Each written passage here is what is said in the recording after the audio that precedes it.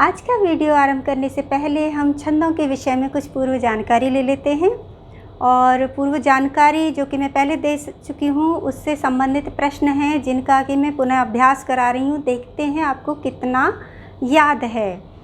तो पहला ही प्रश्न मैं ले रही हूँ कि पादांत लघु वर्ण गुरु होते हैं, बताओ कैसे हो जाते हैं। पाद के अंत में अर्थात चरण के अंत में अगर लघु वर्ण आ जाता है तो वो गुरु कैसे हो जाता है। याद आया? कुछ उत्तर है विकल्प से। अर्थात छंद के लक्षण की जो आवश्यकता है उसके अनुसार यदि हमें किसी चरण के अंत में गुरु वर्ण की आवश्यकता है लेकिन गुरु वहाँ पर लघु वर्ण है तो ये हमारे पास विकल्प होता है कि हम उसे स्वेच्छा से गुरु कर सकते हैं। ये बिल्कुल उसी तरह से है जैसे कि छोटी मात्रा होते हुए भी हम उसे खींच कर उसके पूर्व चरण के समान बना देते हैं। जैसे राम को रामा कर दिया तो इस तरह से उसे दीर्घ अर्थात गुरु कर देते हैं। तो ये हम करते हैं विकल्प से होता है। चरण के अंत में पाद के अंत में लघु वर्ण गुरु हो जाता है विकल्प से, ये उसका उत्तर है। और दूसरा प्रश्न हम ले रहे हैं कि प्रथम गुरु गण कौन सा है, वो कौन सा गण है, उस गण को क्या कहेंगे जिसके कि प्रथम में अर्थात आरंभ में आदि में गुरु आ रहा हो। तो यमाता राजभानसल का एक तो आपके पास ये तरीका है वो, लेकिन वो कितना बड़ा है। आप पहले यमाता राजभानसल का बोलोगे और उसके बाद कहाँ से सबको करके देखोगे, फिर देखोगे कि आरंभ में पहले में गुरु और पीछे यानी कि लघु कौन से गण में आ रहे हैं। तो इस तरह से वो एक लंबा प्रोसीजर होगा और मैंने आपको एक बहुत ही संक्षिप्त और सरल तरीके से बताया था। सिर्फ उसे याद करोगे यानी कि एक तरह से आपने अपने फ़ोन को स्वाइप किया और सामने है, इस तरह से हमारे मस्तिष्क में वो होना चाहिए। तो याद दिला देती हूँ आपको कि कहाँ से आरंभ करना है। जब आप छंदों के गणों के विषय में जानते हो तो सबसे पहले तो गण कौन कौन से होते हैं सिर्फ वो याद रखने हैं आपको। कहाँ से याद रखने का तरीका क्या है, आप कैसे याद रख सकते हो, मन से याद रख सकते हो। तो मन से ही हमें उनको याद रखना है। तो मन तो अभी पता लग जाएगा ये कौन सा है। मैंने यहाँ लिखा म और यहाँ लिख दिया न, ठीक है। तो मन, अब मन के भावों को लिखना है। मन में आएंगे भाव तो क्या आएगा, मन भय, मन के अंदर आ गया भय। तो ये भ और ये मैं दूर दूर लिख रही हूँ, वो आपको शायद याद आ गया होगा अगर मेरा पहला वीडियो देखा होगा तो। अन्यथा मैं अभी भी समझा सकती हूँ कि आगे वाले सब गुरु वाले होंगे, गुरु को बताएंगे, और पीछे वाले सब लघु को बताएंगे। इनके बिल्कुल उलट होंगे वो। अब मन है, मन से आरंभ किया, उसका पहला भाव हो गया भय और फिर दूसरा भाव क्या हुआ कि मन में जलन भी होती है तो जर। और सबसे सच्चा जो होता है वो भी मन होता है, अर्थात जो सही होता है वो भी मन होता है। तो उसका तीसरा भाव मन का क्या है, सत। हमें केवल ये 3 भाव ही लेने हैं, यानी कि मन भय जर सत। और बस मन भय जर सत इसी क्रम में हम याद रखेंगे अगर गणों को, तो हमें किस में कितने लघु कौन सा गुरु होता है ये भी पता लग जाएगा। तो अब हम इनको करते हैं। ये हो गया मगण, ये नगण, भगण, यगण, जगण, रगण और सगण और तगण। अब इनको क्या किया हमने, तो ये तो हो गया क्रम मन भय जर सत।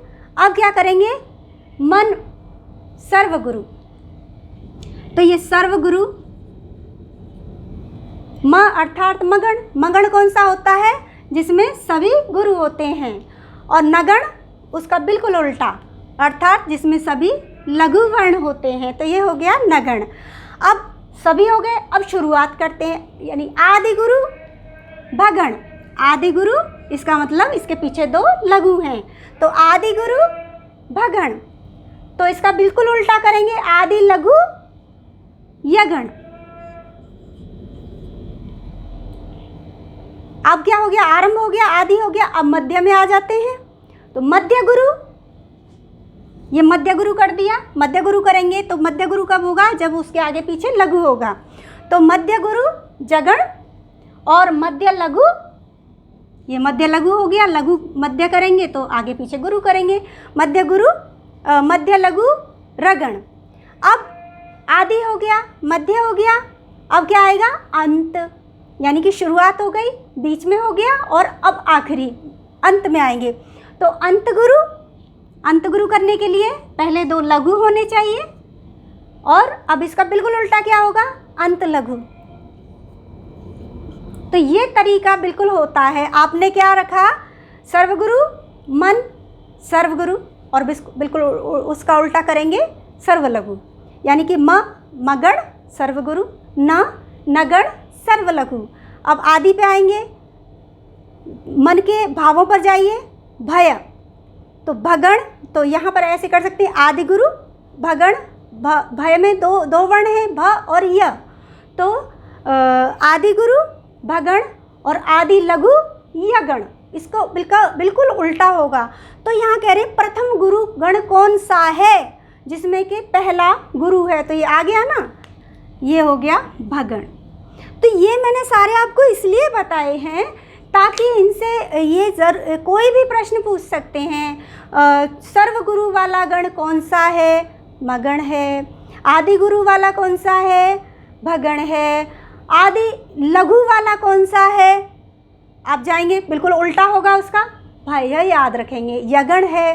तो आदि मध्य और अंत को याद रखेंगे और मन भय जर सत याद रखेंगे, तो वो आपके सामने एकदम से आ जाएगा कि जिसका प्रथम वर्ण गुरु होता है तो उसको हम क्या बोलेंगे, भगण बोलेंगे, और जिसका मध्य गुरु होगा वो होगा जगण।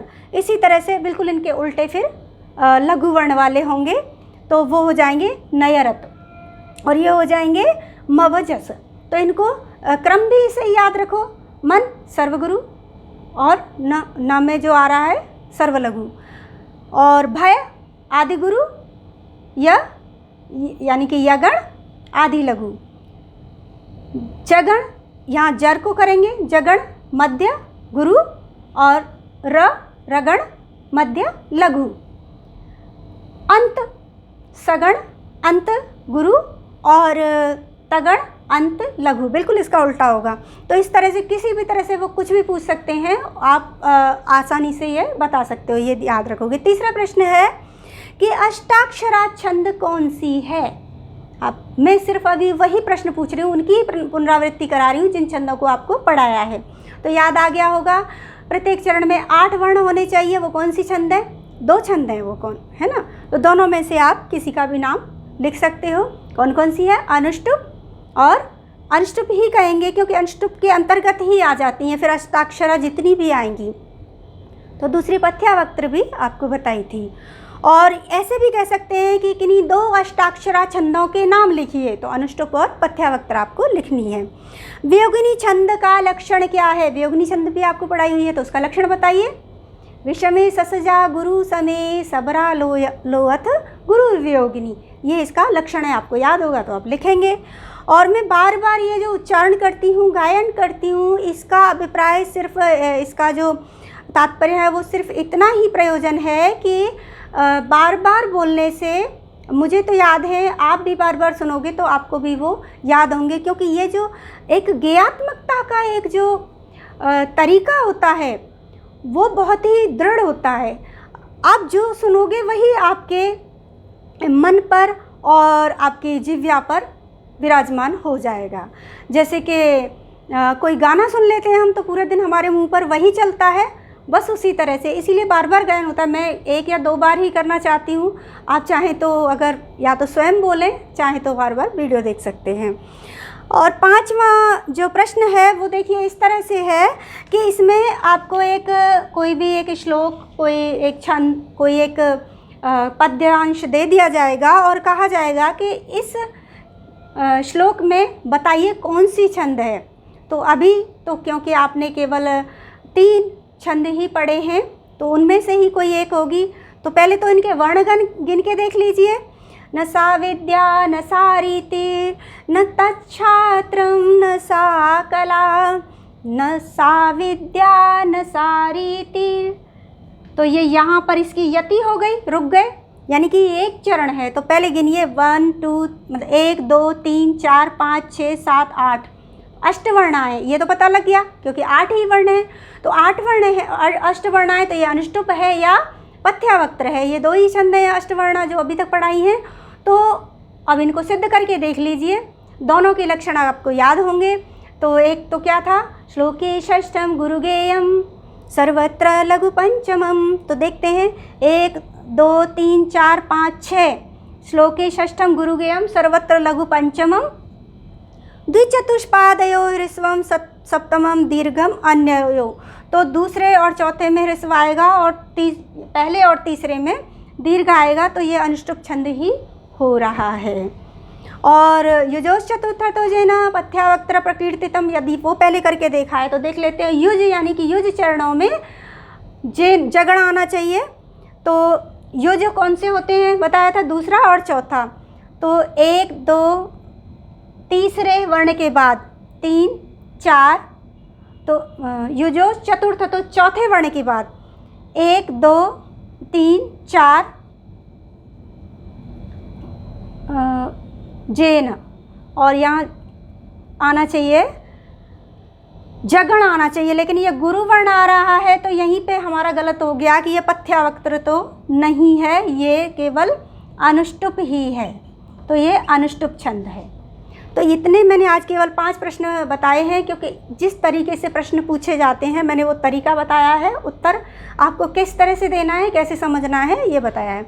अब हम आते हैं, अब इससे पहले हमने क्या पढ़ाए थे, वाणिक छंद पढ़ाए थे, क्योंकि उनमें हम वर्णों की गणना कर रहे थे। कितने वर्ण है, ये 8 वर्णों वाली है, ये 10 वियोगिनी थी जो थी वो 10 और 11 वर्णों वाली थी। तो प्रत्येक चरण में इतने होने चाहिए।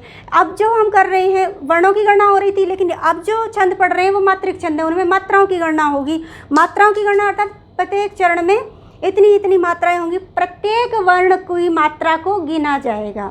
तो इसमें पहली ही छंद मैंने लिए है वो है इंद्रवज्रा छंद। इसका लक्षण है स्यात् होती है इंद्रवज्रा, यदि श्लोक में आ जाता है तौ ज गौगः। स्याद् इंद्रवज्रा यदि तौ ज गौगः, तौ अर्थात तौ 2, तो 2 तगण, तो ये हो गए 2 तगण, ज 1 जगण, गौ गह, गौ अर्थात 2 ग गुरु, और 2 गुरु अंत में होने चाहिए। तो ये हो गया 2 तगण 1 जगण और 2 गुरु वर्ण, जिसके प्रत्येक चरण में तौ ज गौ ग आ रहे हैं, अर्थात 2 तगण 1 जगण और अंत में 2 गुरु वर्ण आ रहे हैं, उसे हम इंद्रवज्रा छंद कहते हैं। इसके 2 उदाहरण दे रही हूँ। पहला उदाहरण अभिज्ञान शाकुंतलम से है।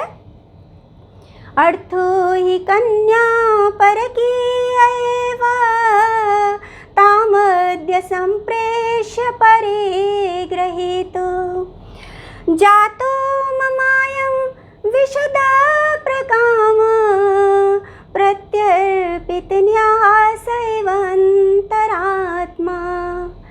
ऋषि कण्व जब शकुंतला को विदा कर देते हैं अपने 2 शिष्यों के और एक शिष्या के गुरु माता के साथ, राजा दुष्यंत जब बहुत समय तक उसकी खबर नहीं लेते तो वो उसकी विदाई कर देते हैं हस्तिनापुर के लिए, और उनको जहाँ तक साथ जाते हैं और फिर एक जलाशय आता है, जलाशय तक पुत्री के साथ जाया जाता है, उसके बाद वो स्वयं जाती है। तो ऋषि कण्व वहाँ खड़े होकर उनको देखते हैं और अपने मन में इस श्लोक को बोलते हैं कि अर्थो हि कन्या परकी एव। वास्तव में कन्या परकीय ही, पराया ही अर्थ धन होती है। वास्तव में कन्या पराया ही धन होती है। तामद्य संप्रेष्य परे गृहीतु, ताम अर्थात तो शकुंतला को अद्य आज संप्रेष्य भेज कर परिग्रहीतु, जहाँ उसकी शादी हुई है, विवाह हुआ है, उसके परिणय वाले घर अर्थात पति के घर भेजकर जातो ममायं विशदा प्रकामः प्रत्यर्पित न्यासैवन्तरात्मा। मम अयम, मेरा यह अंतरात्मा, मेरा यह अंतरात्मा इस तरह से विशद प्रकामम, बहुत ही शांति और हल्केपन को प्राप्त हो गया है।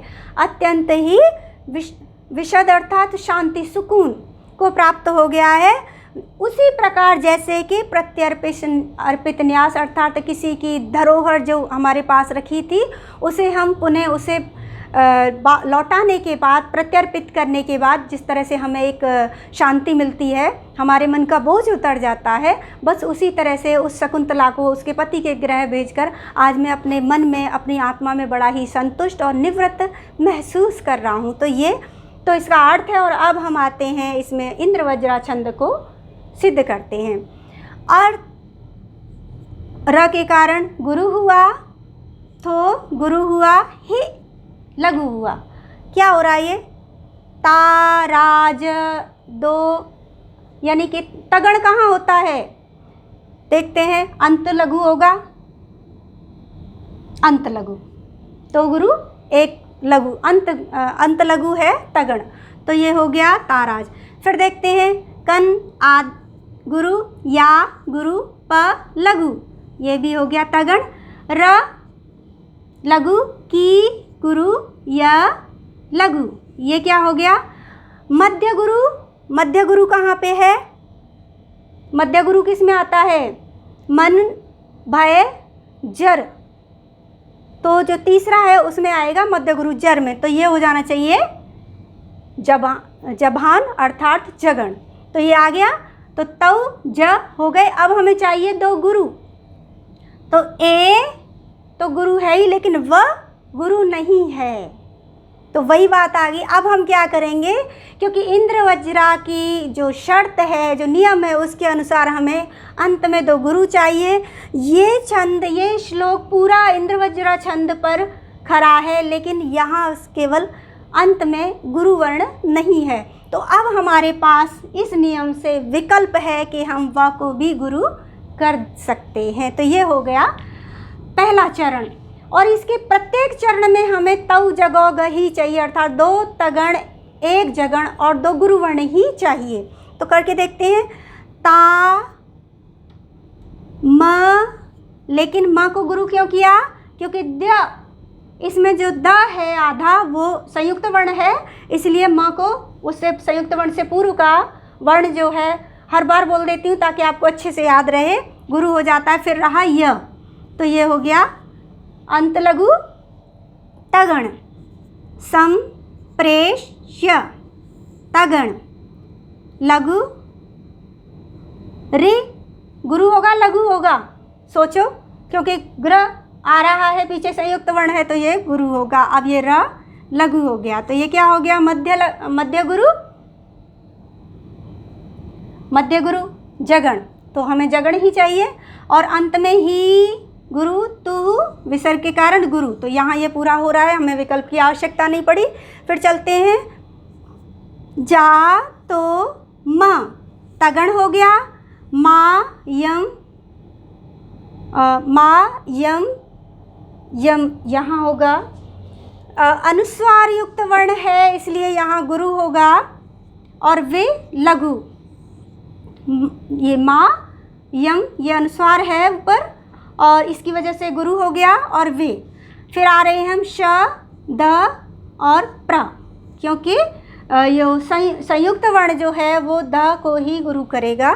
और विशद, फिर ये है का मम, गुरुवर्ण हो गया। पूरा सिद्ध हो रहा है, सभी चरणों में आ रहा है अभी तक। देखते हैं अंतिम चरण में भी तव जगह मिलता है क्या? प्र, त्यर, पे, अभी मिला तन, या, स, तगण, ई, वांग, त, जगण, रात, माँ, दो गुरुवर्ण। तो ये पूरा सिद्ध हो चुका है कि ये अर्थो ही कन्या परकीय एव तामद्य संप्रेष्य परे गृहीतो जातो ममायं विशद प्रकाम प्रत्यर्पित न्यासेव अंतरात्मा। ये वाला जो श्लोक है शाकुंतलम का, ये इंद्रवज्रा छंद में लिखा गया है। इंद्रवज्रा छंद का लक्षण क्या है? स्याद इंद्रवज्रा यदि तौ जगोगः। दूसरा लेते हैं, एक और है वंदना है। हो सकता है आप लोग बोलते रहते हो तो ये आपको ऐसे ही आती हो। हे कृष्ण हरे मुरारे, हे नाथ गोविंद रथांग पाणे, हे विश्वलोकेश दयाद्रदेव मां पाहि पापव्रजत सदैव। तो इसको करके देखते हैं। हे कृष्ण क्री लघु है लेकिन पीछे श है तो ये इसलिए गुरु हो गया कृष्ण। हे कृष्ण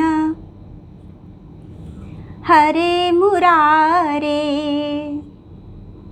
मुरारे तगण तगण जगण और दो गुरुबण। हे नाथ गोविंद रथांग पाणे।